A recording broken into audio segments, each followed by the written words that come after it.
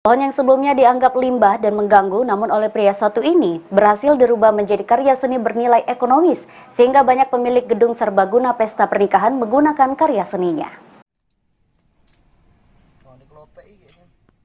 Pohon bekas ternyata bisa diubah menjadi nilai ekonomi dan hasilnya sangat bagus.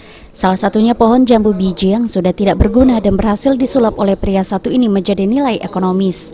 Saat ditemui, pria bernama Sulaiman sedang sibuk membuat pohon hias yang berasal dari pohon jambu biji. Dengan telaten dia mengupas kulit-kulit pohon jambu biji yang sudah mati.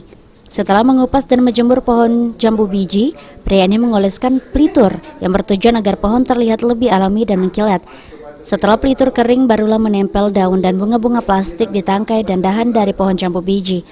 Bila selesai menempel daun dan bunga plastik untuk mendirikan pohon tersebut, Sulaiman membuat kaki-kaki dari kayu tebal. Dengan kayu tebal yang dipaku ke pohon membuat pohon hiasan bisa berdiri.